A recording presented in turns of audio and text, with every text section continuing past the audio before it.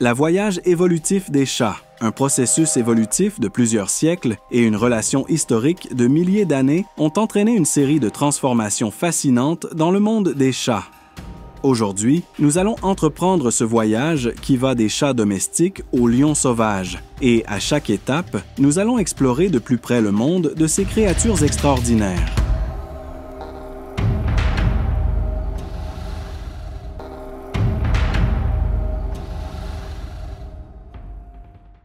Les petits chats domestiques mènent une vie confortable dans nos maisons, tandis que leurs ancêtres chassaient et luttaient pour survivre dans les vastes déserts du Moyen-Orient.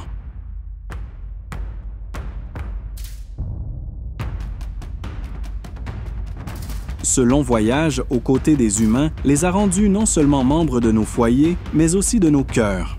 Dans l'univers des chats domestiques, chaque ronronnement, chaque séance de toilettage renferme des indices sur leur histoire et leur nature.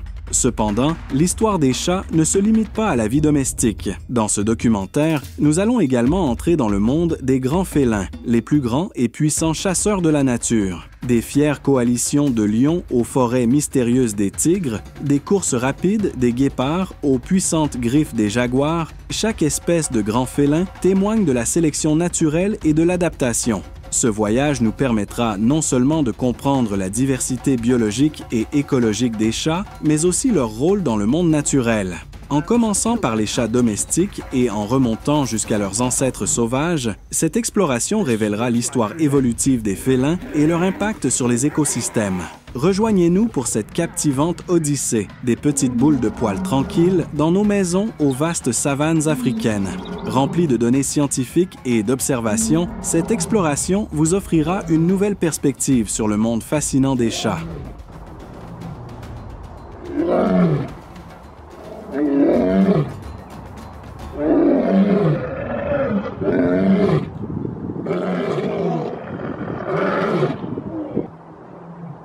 Habitat.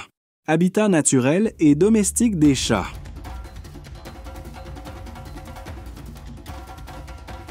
Les chats, qu'ils soient domestiques ou sauvages, se sont adaptés à une grande variété d'habitats à travers le monde. Chaque espèce de chat a développé des stratégies spécifiques adaptées à ses conditions environnementales uniques. Dans cette section, nous offrirons un aperçu complet des habitats des chats et, à la lumière des données scientifiques, nous explorerons ces adaptations fascinantes.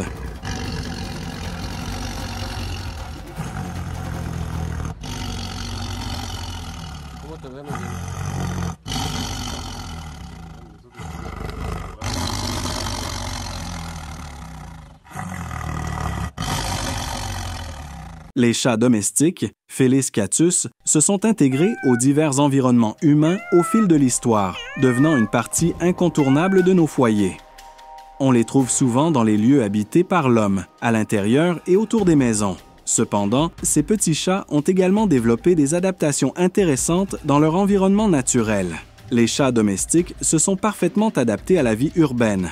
Dans les immeubles hauts et les rues étroites, ils exploitent divers micro-habitats pour optimiser leur accès aux sources de nourriture. Les chats des villes se nourrissent souvent dans les zones de déchets, aux abords des restaurants et des marchés. Ils recherchent également des endroits chauds et clos pour se protéger des conditions météorologiques froides. Dans les zones rurales, les chats domestiques mènent une vie plus proche de leur environnement naturel. Dans ces régions, ils utilisent leurs compétences de chasse pour se nourrir de petits rongeurs et d'insectes. Les espaces ouverts et les cachettes offrent aux chats des opportunités tant pour la chasse que pour se protéger. Les maisons rurales et les fermes servent à la fois de refuge et de terrain de chasse pour les chats. Les chats domestiques prospèrent aussi bien dans les environnements urbains peuplés que dans les vastes espaces ruraux. Dans ces deux milieux, ils ont développé diverses adaptations et stratégies. Maintenant, regardons de plus près comment les chats domestiques vivent dans ces deux types d'habitats. Vie en ville.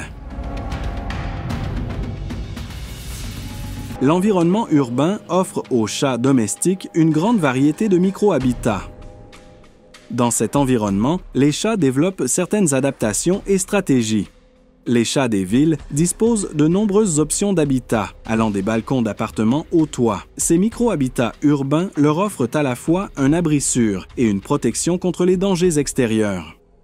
Pour subvenir à leurs besoins alimentaires, les chats des villes utilisent diverses stratégies. Les zones de déchets, les arrière-cours des restaurants et les poubelles leur fournissent des sources de nourriture régulières. De plus, certains chats des villes sont nourris régulièrement par leurs propriétaires et bénéficient de contrôles de santé. Ces chats interagissent avec les humains et d'autres animaux domestiques. Pour renforcer leurs liens sociaux, ils participent à des activités sociales dans les maisons, les rues ou les parcs. Dans la vie urbaine, les chats ont davantage de contact avec les humains et ces interactions influencent leurs comportements sociaux. Les chats urbains peuvent faire face à divers dangers, tels que le trafic d'autres animaux et les conditions météorologiques. Pour se protéger, ils sont généralement plus actifs la nuit et utilisent pour des cachettes et des zones élevées pour éviter ces menaces.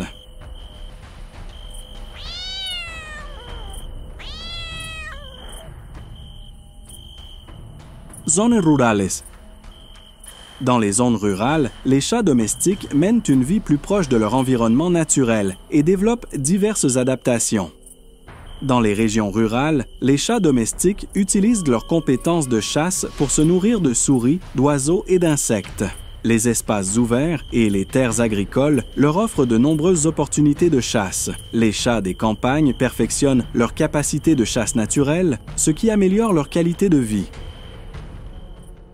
Dans les maisons rurales et les fermes, les chats trouvent généralement des abris sûrs. Les greniers, les espaces de stockage et les granges leur servent à la fois de refuge et de lieu de chasse.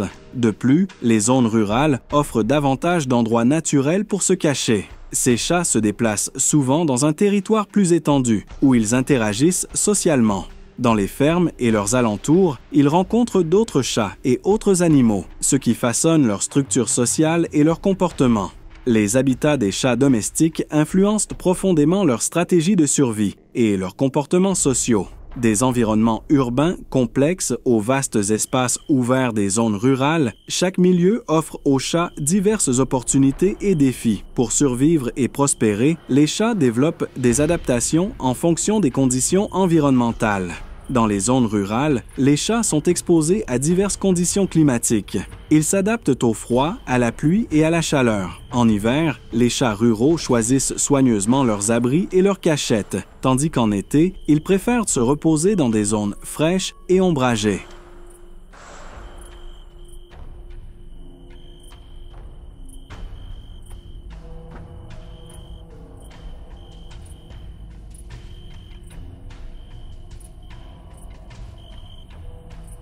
Alimentation.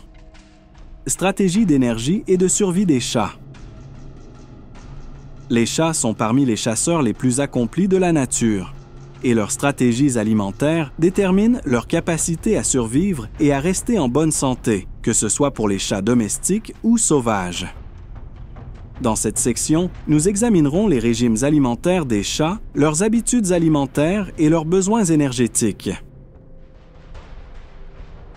Chats domestiques, habitudes alimentaires modernes. Les habitudes alimentaires des chats domestiques font désormais partie de la vie humaine, ce qui a un impact significatif sur leur santé. Les chats domestiques sont généralement nourris avec des aliments commerciaux pour chats, qui se déclinent en aliments secs et humides. Les aliments secs, croquettes, sont faciles à conserver longtemps et favorisent la santé dentaire, tandis que les aliments humides contiennent plus d'eau et sont souvent préférés par certains chats. Les deux types doivent être équilibrés en protéines, en matières grasses, en vitamines et en minéraux. Les chats étant des carnivores, ils ont besoin de protéines de haute qualité dans leur alimentation. La viande et le poisson constituent leur principale source de protéines. Les protéines sont essentielles pour le développement musculaire, l'énergie et la santé globale. Les chats ont également besoin d'un apport suffisant en eau. L'eau joue un rôle dans la digestion, le métabolisme et la régulation de la température corporelle. La consommation d'aliments humides peut augmenter l'apport en eau des chats, mais ceux qui mangent des aliments secs doivent avoir un accès régulier à l'eau assuré par les humains. Parmi les problèmes alimentaires courants chez les chats domestiques, on retrouve l'obésité, les carences en vitamines et minéraux, ainsi que les troubles digestifs. Une alimentation équilibrée et des contrôles vétérinaires réguliers sont essentiels pour prévenir ces problèmes.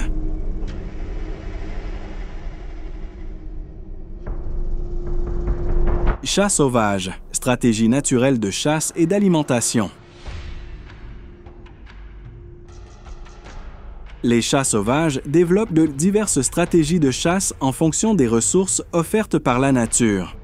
Chaque espèce possède des habitudes alimentaires adaptées à son propre écosystème. Les lions sont connus comme des chasseurs en groupe et chassent généralement de grands herbivores, tels que les girafes, les antilopes et les buffles. En chassant en troupeau, ils collaborent pour capturer de grandes proies. Leurs habitudes alimentaires varient en fonction de la disponibilité de leurs proies et des saisons.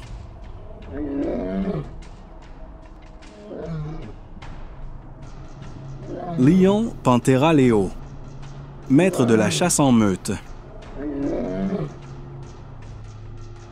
Les lions sont de grands félins sociaux vivant dans les savanes d'Afrique. Contrairement aux autres grands félins, les lions vivent et chassent en groupe, ce qui rend leurs stratégies alimentaires particulièrement uniques et efficaces. Les troupeaux de lions sont généralement composés de 4 à 10 individus, incluant principalement des femelles, des jeunes et quelques mâles. Les femelles se chargent de la chasse, tandis que les mâles jouent un rôle de défense et de protection du groupe. Les femelles sont les principales chasseuses et développent des stratégies de chasse coordonnées. Ces grands félins utilisent une stratégie complexe pour capturer de grandes proies herbivores. Ils entourent souvent leur proie et la contraignent en limitant ses voies d'évasion avec l'aide des membres du groupe. La communication et la coordination entre les lions pendant la chasse sont essentielles pour capturer la proie avec succès. Le régime alimentaire des lions varie en fonction de la disponibilité des proies dans leur région. Dans les vastes plaines de la savane, ils chassent fréquemment des girafes, des antilopes, des buffles et des zèbres. Ces grandes proies permettent aux lions de satisfaire leurs besoins énergétiques. Les plus petites proies, quant à elles, constituent une source de nourriture supplémentaire, particulièrement pour les jeunes et les anciens membres du groupe. Les lions chassent généralement la nuit, se mettant en mouvement pendant les heures fraîches de la soirée, lorsque leurs proies sont plus actives et qu'ils peuvent éviter la chaleur intense de la journée. Cette chasse nocturne leur permet d'attraper leurs proies plus efficacement. Les habitudes alimentaires des lions changent également en fonction des saisons. Pendant la saison sèche, la diminution des sources d'eau et la rareté des proies rendent la chasse plus difficile. Durant cette période, les lions peuvent parcourir de plus longues distances et dépenser plus d'énergie. En revanche, durant la saison des pluies, la nourriture est plus abondante, ce qui rend la chasse plus productive. Les stratégies de chasse et d'alimentation des lions peuvent aussi être influencées par des facteurs environnementaux. Par exemple, la végétation de la savane peut influencer la visibilité des proies, ce qui affecte les méthodes de chasse des lions. De plus, les interactions avec d'autres prédateurs et concurrents influencent les stratégies de chasse des lions. Après une chasse réussie, les lions partagent généralement leur proie. Les femelles et les jeunes se rassemblent autour de la proie pour en consommer la viande, tandis que les mâles mangent en premier, ce qui fait partie de la structure sociale au sein du groupe. Une grande partie de la proie est souvent consommée, mais les restes peuvent être laissés pour d'autres prédateurs et charognards. Lorsqu'ils réussissent à capturer une proie, les lions peuvent consommer de grandes quantités de viande en une seule fois. On sait qu'un lion peut manger entre 15 et 20 kg de viande par repas, ce qui lui permet de subvenir à ses besoins énergétiques sur une période prolongée. Les stratégies alimentaires des lions, adaptées à leur structure sociale, aux conditions environnementales et aux changements saisonniers, forment un système complexe. Les méthodes de chasse développées pour capturer de grandes proies en troupeau aident les lions à survivre avec succès dans leurs écosystèmes.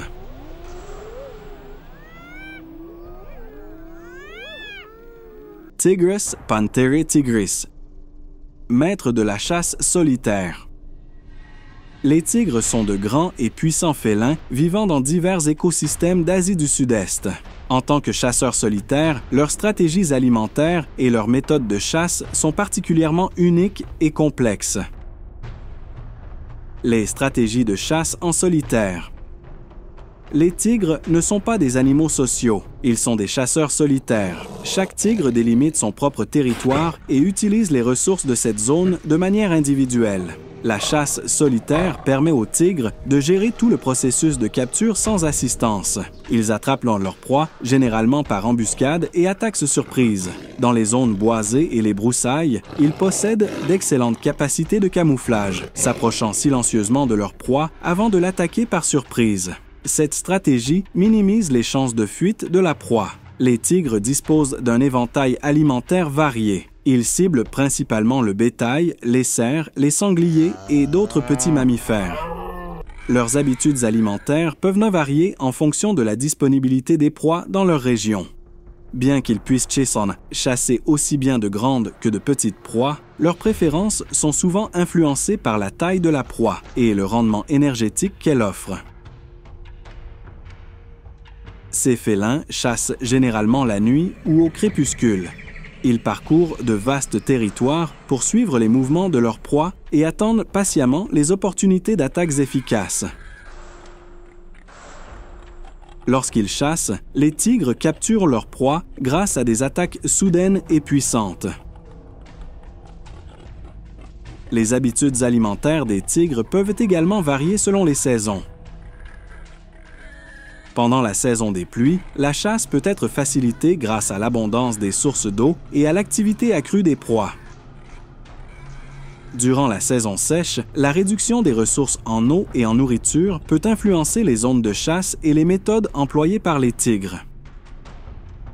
Les stratégies de chasse et d'alimentation dépendent de plusieurs facteurs environnementaux, tels que la densité de la forêt, la disponibilité des points d'eau et la présence d'autres prédateurs. Dans les zones boisées denses, les tigres ont davantage de possibilités de se camoufler, tandis que dans les zones ouvertes, ils peuvent mieux observer leur proie. Après avoir capturé une proie, les tigres consomment généralement la totalité de celle-ci. Ils peuvent ingérer une grande quantité de viande en une seule fois, ce qui leur procure l'énergie nécessaire pour une longue période. La majeure partie de la proie est généralement consommée, mais les restes sont souvent laissés aux autres prédateurs et charognards. Bien qu'ils soient capables de capturer de grandes proies, ils ajustent leur consommation en fonction de la taille et de la quantité de la proie. Un tigre peut finir sa proie d'un coup ou se nourrir de la même proie pendant plusieurs jours, selon ses besoins énergétiques. Les stratégies alimentaires des tigres reflètent leur capacité de chasseurs solitaires et leur aptitude à s'adapter aux conditions environnementales. En utilisant des techniques de camouflage et des attaques surprises, les tigres maintiennent leur statut de puissants et efficaces prédateurs au sommet de la chaîne alimentaire.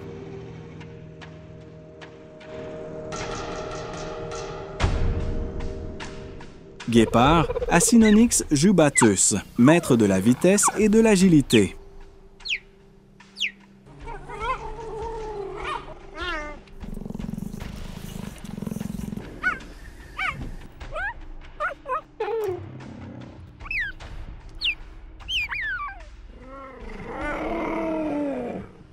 Les guépards, connus comme les animaux terrestres les plus rapides du monde, sont dotés de capacités uniques de vitesse qui en font l'un des prédateurs les plus efficaces de la nature. Leur stratégie de chasse repose sur l'utilisation de leur vitesse, leur agilité et un sens du timing parfait pour capturer leur proie. Les guépards peuvent atteindre des vitesses dépassant 100 km/h sur de courtes distances. Cette vitesse est leur principal atout pour attraper leur proie. Pour en tirer parti de manière optimale, ils s'approchent à environ 100 à 200 mètres de leur cible, puis accélèrent soudainement pour l'attraper. Lors de la chasse, non seulement leur vitesse, mais aussi leur agilité et leur capacité à changer rapidement de direction jouent un rôle crucial.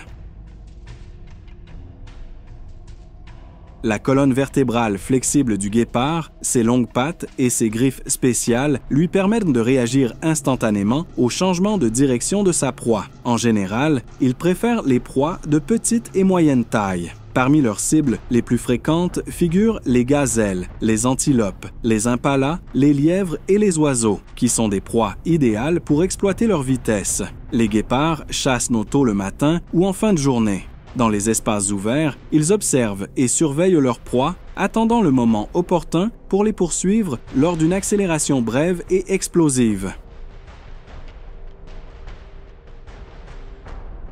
Au cours de ce processus, les guépards tuent généralement leurs proies en les étouffant. La vitesse des guépards demande une énergie immense. Par conséquent, ils gèrent leur énergie avec une grande prudence pendant la chasse. Le sprint rapide consomme énormément d'énergie et ils n'ont que quelques secondes pour capturer leur proie. Bien qu'ils soient très rapides, les guépards ne peuvent maintenir cette vitesse que sur de courtes distances. S'ils échouent, poised à attraper leur proie, ils abandonnent rapidement et doivent se reposer pour éviter la surchauffe et l'épuisement. Les habitudes de chasse et d'alimentation des guépards peuvent varier en fonction des changements saisonniers.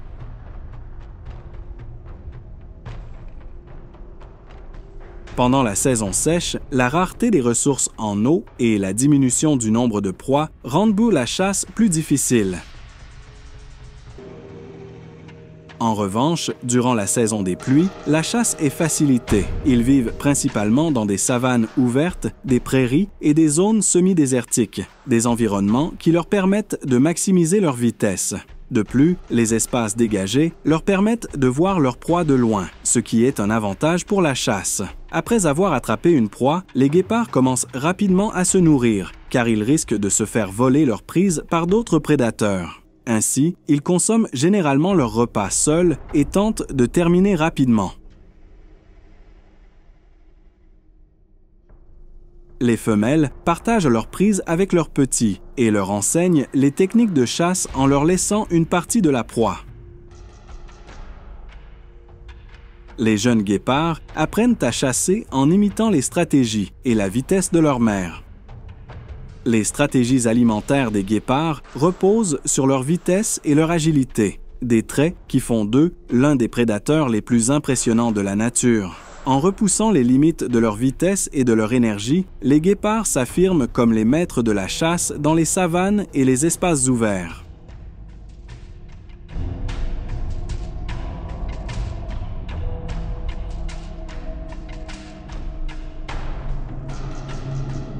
Jaguar, Panthera onca, symbole de puissance et de polyvalence.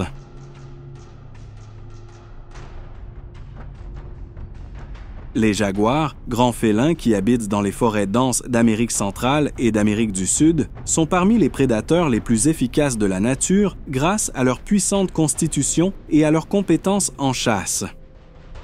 Les jaguars possèdent un large éventail alimentaire en chassant le long des cours d'eau et dans les profondeurs des forêts. Des mâchoires puissantes et une morsure mortelle. Les jaguars possèdent la mâchoire la plus puissante parmi tous les grands félins.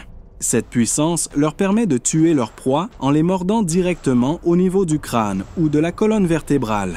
La force de leur mâchoire est particulièrement efficace contre des proies à carapace ou blindées. Après avoir capturé leur proie, ils la tuent généralement d'une seule morsure puissante. Cette morsure transperce le crâne de la proie, causant des dommages directs au cerveau. Cette méthode constitue une stratégie de chasse qui distingue les jaguars des autres grands félins. Le régime alimentaire des jaguars est très varié. Dans les forêts tropicales humides, on trouve un large éventail de proies, telles que des tortues, des crocodiles, des singes, des oiseaux, des poissons et divers mammifères.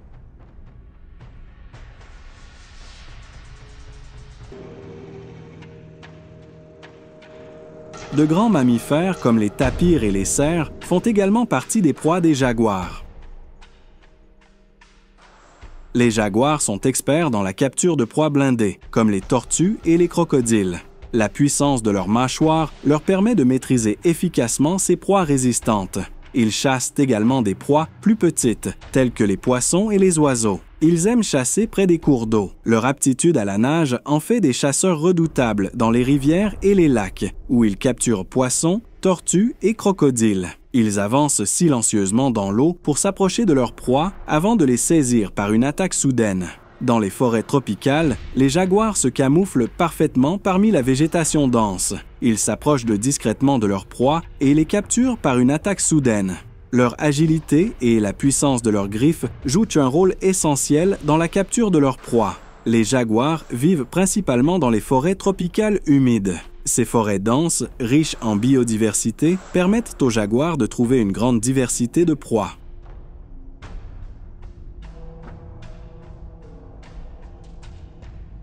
De plus, dans ces régions où les ressources en eau sont abondantes, les jaguars préfèrent chasser près des rives. La déforestation des forêts tropicales humides représente l'une des plus grandes menaces pour leur habitat. La destruction des forêts peut réduire les sources de nourriture pour les jaguars, ce qui peut avoir un impact négatif sur leur population. Les jaguars consomment généralement leur proie seuls. Grâce à la puissance de leurs mâchoires, ils peuvent facilement briser les os et les coquilles de leur proie. Ils mangent une grande partie de leur prise et, au lieu de conserver les restes, ils les laissent généralement derrière eux. Ils sont très efficaces dans leur chasse, ce qui augmente leurs chances de survie. Cependant, la diminution des ressources alimentaires peut affecter leurs habitudes alimentaires ainsi que leur santé générale. Les stratégies de chasse des jaguars, leur puissance de mâchoire et leur agilité font d'eux l'un des prédateurs les plus dangereux des forêts tropicales. Leur régime alimentaire varié et leur capacité d'adaptation leur permettent de survivre dans cet environnement difficile.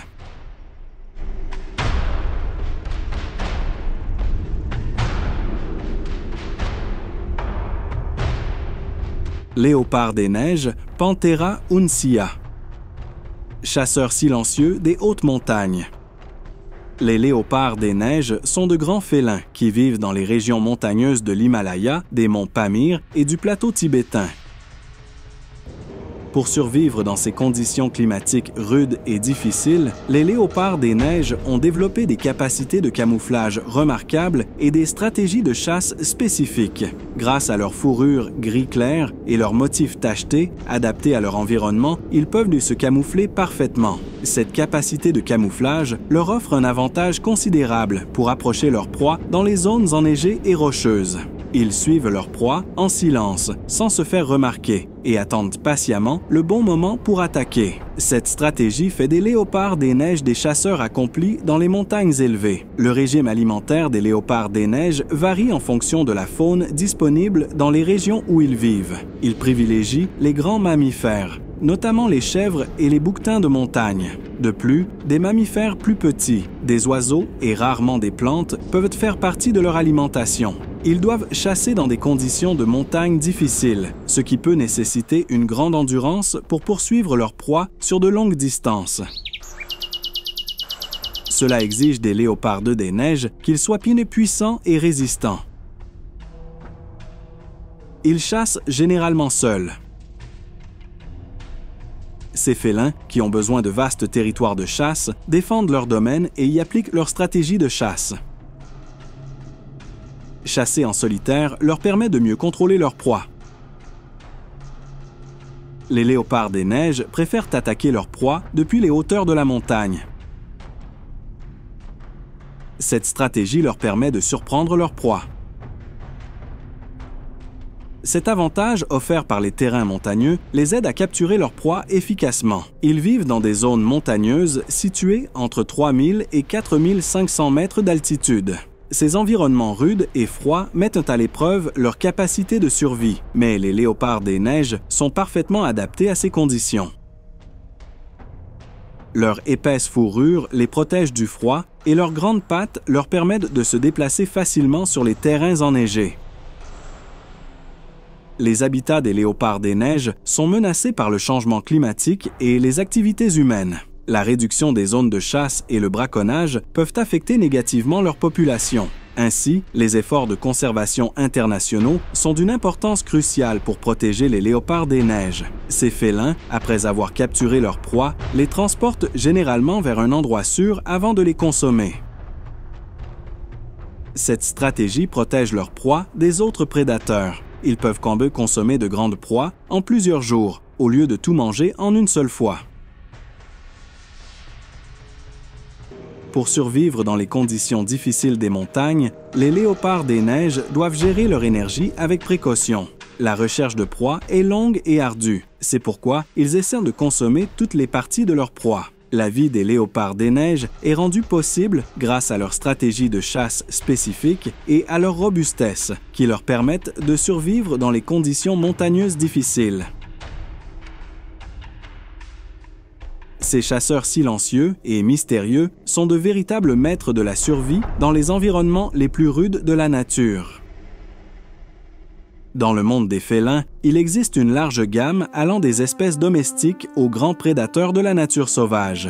Cependant, ces animaux fascinants sont aujourd'hui confrontés à une série de menaces. La perte d'habitat, le braconnage, le changement climatique et les efforts de conservation ont un impact significatif sur la survie des félins domestiques comme des félins sauvages. Dans cette section, nous, dans le monde des félins, on trouve une large gamme d'espèces, allant des chats domestiques aux grands prédateurs de la nature sauvage. Cependant, ces animaux fascinants sont aujourd'hui confrontés à une série de menaces. La perte d'habitat, le braconnage, le changement climatique et les efforts de conservation ont un impact important sur la survie des félins domestiques et sauvages. Dans cette section, nous examinerons en détail les effets de ces menaces sur les félins et les efforts déployés pour les protéger. Les chats domestiques, bien qu'ils vivent principalement dans les zones résidentielles humaines, se trouvent également dans les zones rurales et les habitats naturels. L'urbanisation, l'extension des terres agricoles et la destruction des forêts sont autant de facteurs qui rétrécissent leurs espaces naturels.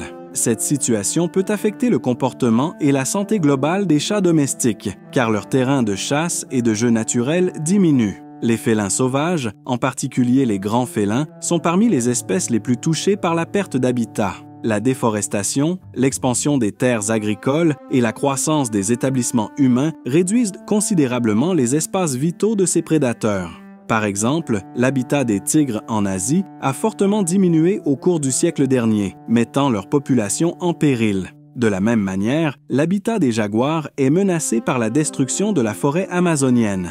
Dans le but de protéger les habitats naturels, de nombreuses zones de conservation et parcs nationaux ont été créés à travers le monde. Ces zones permettent aux félins sauvages de vivre en sécurité dans leur habitat naturel, à l'abri des impacts humains. Par exemple, le parc national de Ranthambore en Inde est considéré comme une zone clé pour la conservation des tigres. Pour prévenir la perte d'habitat et permettre aux félins de retrouver leurs espaces de vie, des projets de reboisement sont menés dans plusieurs pays. Ces projets visent à restaurer les zones boisées et à permettre aux félins de retourner dans leurs habitats naturels. Le braconnage constitue une menace majeure pour les félins sauvages, en particulier les grands félins tels que les tigres, les léopards et les jaguars, chassés pour leur fourrure et leurs parties du corps. Ces parties sont très prisées pour la médecine traditionnelle et la consommation de luxe, ce qui encourage la chasse illégale. Le braconnage met en grave danger les populations de nombreux félins sauvages. Par exemple, le nombre de tigres dans le monde a considérablement diminué en raison du braconnage. De même, la population de lions en Afrique est gravement menacée par la chasse illégale et le tourisme de chasse. De nombreux accords et conventions internationaux ont été signés pour lutter contre le braconnage. La CITES, Convention sur le commerce international des espèces de faune et de flore sauvages menacées d'extinction, joue un rôle important dans le contrôle du commerce illégal et la protection des espèces. Dans de nombreuses zones de conservation, des unités de lutte anti-braconnage ont été mises en place pour empêcher le braconnage. Ces unités protègent les félins en combattant les braconniers. Par exemple, dans plusieurs pays africains, ces unités travaillent à la protection des grands félins tels que les lions et les léopards. Le changement climatique peut affecter directement les habitats des chats domestiques. Par exemple, les températures extrêmes et l'augmentation de la pollution de l'air peuvent causer des problèmes de santé chez les chats. De plus, les catastrophes non naturelles dans les régions où vivent les chats domestiques peuvent rendre les conditions de vie difficiles. Les félins sauvages, quant à eux, sont plus gravement touchés par le changement climatique. Les léopards des neiges, par exemple, voient leur habitat se réduire en raison du changement climatique. Dans les régions montagneuses où ils vivent, la couverture neigeuse et le climat froid diminuent, rendant leur survie plus difficile. De nombreuses politiques et stratégies mondiales sont développées pour lutter contre le changement climatique. Ces politiques sont essentielles pour protéger les habitats de certaines espèces, comme les léopards des neiges, et pour atténuer les effets négatifs du changement climatique. Des programmes de recherche scientifique et de suivi sont menés pour comprendre l'impact du changement climatique sur les félins. Ces études aident à déterminer comment les félins s'adaptent aux conditions climatiques changeantes et quelles mesures de protection doivent être prises. La protection des chats domestiques est particulièrement importante pour les chats errants. Des refuges, des campagnes de stérilisation et des programmes d'adoption sont mis en place pour assurer la santé et la sécurité des chats errants. Des campagnes de sensibilisation sont organisées pour informer les propriétaires de chats de leurs responsabilités en matière de soins et de protection des chats domestiques.